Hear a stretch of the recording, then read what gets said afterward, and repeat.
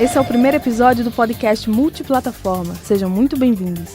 Eu sou Analina Araújo e apresento para vocês o dia a dia de trabalho de 3 jornalistas da Rádio CBN João Pessoa. São eles, Herbert Araújo, Patrícia Rocha e Expedito Madruga. Juntos, eles vivem um momento incomum, que é uma nova fase do jornalismo, influenciado pelas novas tecnologias e plataformas midiáticas. Este podcast tem 3 episódios e em cada um, o jornalista multiplataforma compartilha como tem sido a rotina dentro e fora da redação da rádio. E o convidado para estar aqui conosco e estrear este primeiro episódio do Multiplataforma é o jornalista Herbert Araújo, que desde 2012 trabalha como repórter em 2 veículos da Rede Paraíba de Comunicação. Pela manhã na Rádio CBN João Pessoa e à tarde na TV Cabo Branco. Oi, Herbert, muito obrigada pela presença. Oi, Analine, tudo bom? É sempre um prazer bater esse papo e, enfim, colocar um pouquinho do que a gente ganhou de experiência através desses anos. Herbert, não é de hoje que o jornalismo vem se modificando conforme a sociedade muda.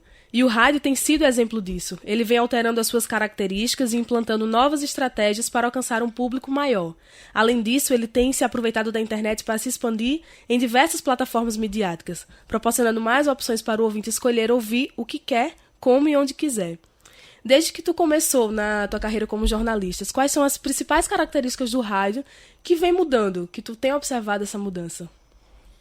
Olha, teve uma coisa que mudou bastante, mas mudou do ponto de vista que a gente pode dizer assim, de plataforma, não de conceito. Porque o rádio sempre foi um meio de comunicação marcado pela instantaneidade e pela participação das pessoas, pela interação das pessoas. O que mudou foi a maneira como as pessoas fazem isso. Então, antigamente, a gente tinha uma situação de interação e de instantaneidade que acontecia via telefone. Às vezes, o repórter estava na rua e aí, como eu venho de uma família de radialistas, na rua, para você entrar ao vivo, você tinha 2 opções. Ou você estava com uma unidade móvel na rua para poder fazer essa entrada ao vivo, uma entrada programada, ou então, em casos de emergência, você teria que ligar para a rádio para fazer essa entrada instantaneamente e dar alguma notícia sobre algo que estava acontecendo naquele momento. E você tinha que fazer isso por telefone fixo, porque o celular não existia. Então, as pessoas procuravam uma casa, um estabelecimento comercial, um orelhão, e os repórteres faziam isso antigamente, né? Quando eu entrei no mercado de trabalho de fato, formalmente, nós já tínhamos o celular. Então nós tivemos um ganho nessa instantaneidade, nessa interação. E agora as pessoas têm à disposição, além do próprio celular, para ligar para a rádio e tudo mais, a ferramenta do WhatsApp, por exemplo, que as pessoas mandam muitas mensagens de áudio para as rádios. A gente vê que muitas rádios utilizam muito esse recurso. E aí as pessoas, tanto as pessoas em casa, que querem participar, que querem às vezes dar uma informação do que está acontecendo no trânsito, elas mandam um WhatsApp para a rádio coloca no ar, quanto os próprios repórteres se servem muito disso. E tem uma coisa que, assim, foi um ganho muito grande quando a gente está falando dessa questão de WhatsApp para os repórteres, é que antigamente a gente gravava as sonoras e essas sonoras você precisava, por exemplo, colar o gravador no celular para que o editor de áudio da rádio captasse esse áudio via telefone para poder colocar no ar, o que deixava a qualidade de som muito ruim. Hoje em dia não, você grava essas sonoras no teu próprio celular e manda como mensagem de áudio para o editor colocar aqui no ar do jeito que você pedir. Eu, por exemplo, já mando dizendo, olha, eu quero a partir do segundo 52 até 1 minuto e 30. Mas existem celulares, claro, que já tem essa opção de edição. É uma opção de edição um tanto quanto limitada, porque você só faz cortes básicos, Então, se você tem que pegar um trecho de uma sonora que está lá no começo da fala da pessoa e juntar com outro que está lá mais na frente, você vai ter alguma dificuldade. Então, é melhor você mandar essa sonora inteira para o editor da rádio fazer. Mas em outros casos, não. Você já pode dar esse corte no começo e no fim e já mandar ela pronta para ir para o ar. Então, é como eu disse, o conceito de interação, de participação, de instantaneidade, ele não mudou. Agora, as maneiras de fazer isso foram ampliadas e facilitadas com o celular, com os smartphones e com os aplicativos de mensagem. Tu falou que vem de uma família de radialistas, né? Então, como foi o teu primeiro contato? Quando foi o teu primeiro contato com rádio? Quando eu digo que eu sou de uma família de radialistas, na verdade, eu tenho um tio que é formado em jornalismo e a minha mãe também é formada em jornalismo. E ambos atuaram em jornal, mas atuaram muito mais em rádio. E a primeira vez que eu entrei no estúdio de rádio para valer, para participar de alguma coisa, de um programa e tudo mais, eu tinha 10 anos. Nossa. Foi na Rádio Cultura AM de Guarabira. E eles tinham lá um programa que era um programa infantil, que era veiculado nos domingos pela manhã. E esse programa era apresentado por uma radialista chamada Gerlane Ursulino. E eles precisavam de uma criança para interagir com Gerlane, para aproximar mais o público infantil. E eu fiz esse teste e passei. O curioso nesse caso é que eu passei mais ou menos 6 meses ao lado de Gerlane e depois Gerlane recebeu uma proposta de uma outra rádio e saiu de lá. E aí eu fiquei sozinho. Criança? E aí, com 10 anos e meio, eu tocava esse programa. O programa tinha 1 hora. A gente tocava música, a gente interagia com os ouvintes via telefone. A gente recebia muitas cartas de ouvintes. E eu passei, ao todo, 2 anos apresentando esse programa. Dos 10 aos 12 anos de idade, a gente tocou. Esse programa chamava Clube do Guri. Berti, mas me tira uma outra dúvida. Desde que você entrou, né, aqui na Rede Paraíba de Comunicação, sempre foi nesses 2 mundos, tanto no rádio quanto na TV, né, trabalhando nos 2 juntos. Mas você sempre entendeu que exercia uma função de jornalista multiplataforma? Eu comecei a minha carreira oficialmente como correspondente em Guarabira. Era correspondente do Sistema Correio de Comunicação na época. E já nesse primeiro trabalho, eu passei 6 anos e a proposta inicial já era essa. Olha, você vai produzir para a TV e para o rádio, eventualmente você vai fazer alguma coisa também para o jornal. E eu passei 6 anos fazendo isso. Então, eu ia fazer cobertura para a TV, mas já tinha alguma coisa que era gravada para também mandar essa mesma reportagem para a rádio, já fazia umas fotos e ligava repassando as informações principais para o pessoal do jornal e mandava as fotos e o pessoal redigia as matérias de jornal. Também isso funcionava para o portal, né? Uhum. E quando eu cheguei aqui na Rede Paraíba de Comunicação, em 2012, a gente tinha a rádio Paraíba FM. Eu fui contratado pela Paraíba FM e também pela TV Cabo Branco. E eu fazia as 2 coisas, mas naquela época era muito assim. Uma coisa é uma coisa, outra coisa é outra coisa. Uhum. Né? Essa questão desses meios, eles começarem a lidar com a questão da convergência, da multiplicidade de plataformas, ela foi acontecendo aos poucos.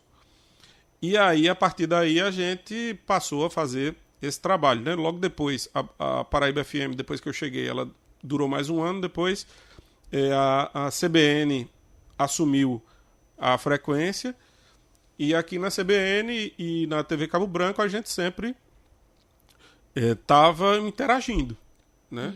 Mas isso vem ganhando uma força muito maior agora. Você, como repórter, trabalha muito na rua, né? Então, na hora que você está cobrindo a notícia, o que é que você leva em consideração? Olha, tem, acho que duas coisas que um repórter ele precisa ter.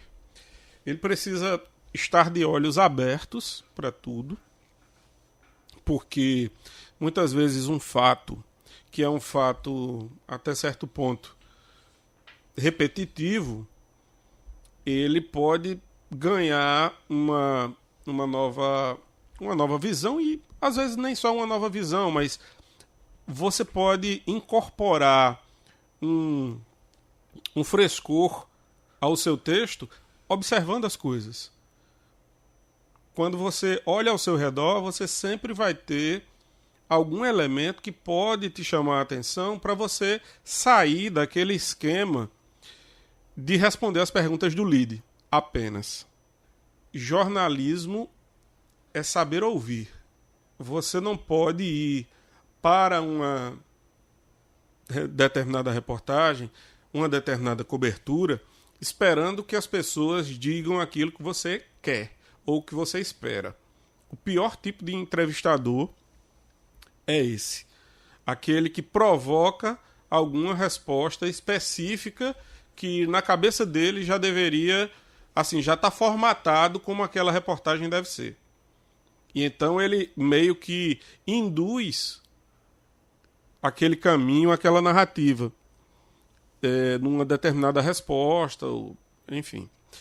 E quando você pergunta de forma mais livre, você vai escutar o que as pessoas querem dizer.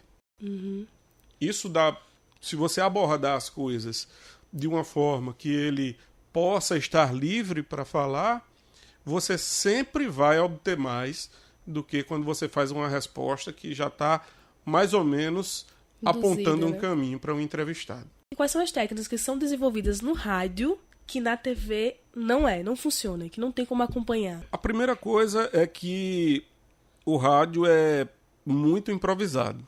E improvisado não quer dizer que é feito de qualquer jeito. Mas assim, que o texto de rádio, quando a gente está falando de uma ancoragem de rádio, a gente está falando de uma ancoragem que é totalmente solta. É diferente de um telejornal tradicional da televisão, onde você tem um teleprompter que o texto está todo ali. E você precisa seguir o texto. Embora, nos últimos anos, a TV tenha tentado quebrar isso, mas ainda é um formato muito forte. A TV, na verdade, ela está se apropriando de muita coisa que sempre foi do rádio. Essa questão da fala coloquial. Coloquial sem que essa fala seja vulgar. Sim. Né? Como que você constrói a sua narrativa? Como é que você se comunica com o público? Isso vai depender se você está falando, por exemplo, de uma participação ao vivo, de uma ancoragem, ou se você está falando de reportagens gravadas.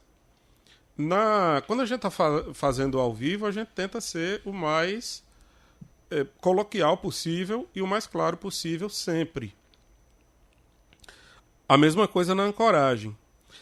Quando você está fazendo um texto de reportagem, obviamente você vai buscar coloquialidade, você vai buscar ser claro, mas você tem a possibilidade de ser talvez mais ainda eficiente nessa comunicação.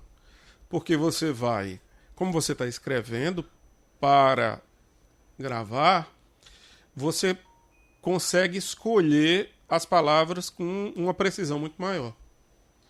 Diferente do ao vivo. Diferente do ao vivo, que é uma coisa de improviso ali, que você tem uma linha de raciocínio, você não decora um texto, você tem uma linha de raciocínio e vai, em cima daquela linha de raciocínio, contando a história que você precisa contar. E como é, Herbert? Cobrindo a notícia ao vivo e uma reportagem. Olha, eu posso te dar um exemplo. Se eu tô, sei lá, vou na rua fazer a cobertura de uma manifestação, né? E aí, essa cobertura da manifestação, eu vou fazer uma entrada ao vivo. Essa entrada ao vivo ela vai me dar uma impressão que é uma impressão muito parecida com a impressão de uma pessoa que esteja no local. Né? Então eu vou chegar a dizer, olha, está acontecendo isso e aquilo agora, eu estou vendo isso aqui, o pessoal está indo por essa rua, está fazendo isso e aquilo outro, tem placas, faixas, dizendo, protestando contra isso ou aquilo. É uma coisa muito de...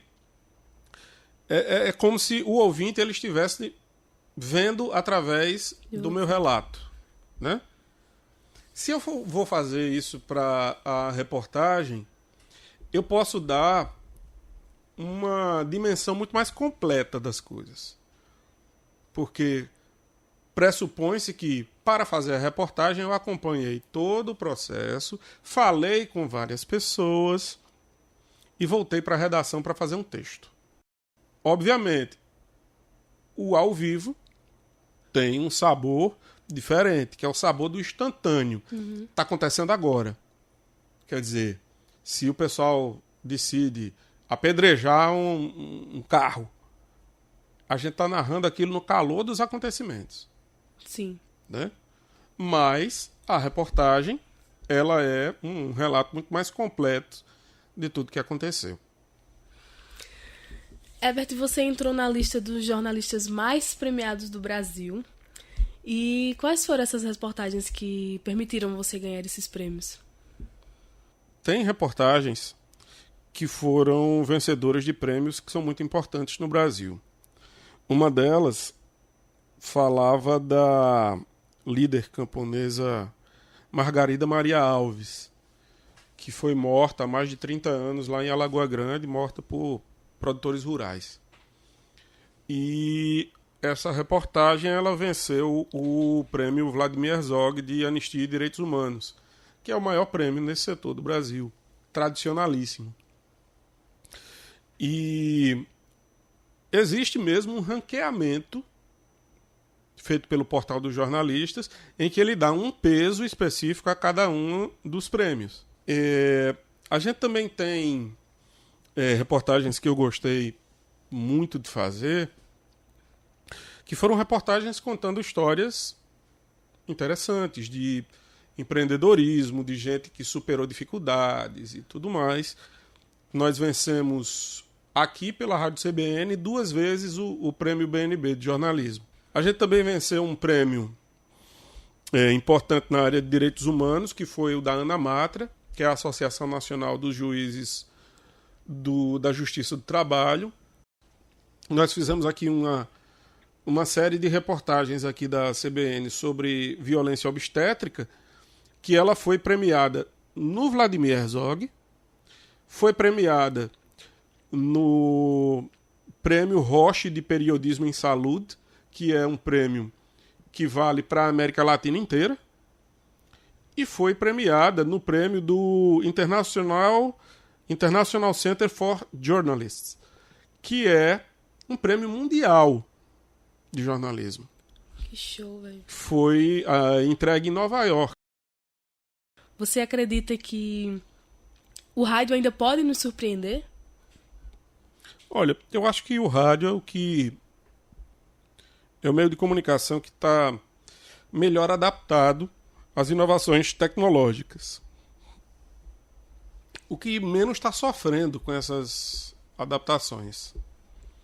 É como se ele, de certa forma, ele estivesse se apropriando. Quer dizer, a internet não está atrapalhando ele. A internet está catapultando o rádio. Ele entrou na internet para ganhar mais abrangência. Porque a rádio que se distribui aqui em suas ondas, ela vai alcançar um determinado número de ouvintes. tem um limite. Sim. Depois que você joga isso numa plataforma digital, que você joga isso no YouTube, qual é o limite? Não tem limite mais. Verdade. Então, o rádio não está sendo, ao contrário de alguns meios de comunicação que foram seriamente ameaçados pela internet, o jornal, por exemplo. O rádio não. O rádio está usando a internet como recurso. Muito obrigada. Foi ótimo. A conversa foi muito boa, é sempre bom falar um pouco sobre comunicação, sobre rádio, que é um meio de comunicação muito expressivo e apaixonante. No segundo episódio do Multiplataforma, conversei com a jornalista Patrícia Rocha, âncora do CBN João Pessoa e apresentadora do Bom Dia Paraíba da TV Cabo Branco. Ela dá o bom dia ao público na TV e segue no rádio com informações até o meio-dia. Patrícia contou sobre a missão de estar à frente da bancada no rádio e na TV e como tem sido essa experiência na apresentação de uma rádio ao news. O episódio de hoje foi produzido e apresentado por Analina Araújo, com edição de áudio e sonoplastia de Luiz Carlos Lima e orientação da professora Patrícia Monteiro.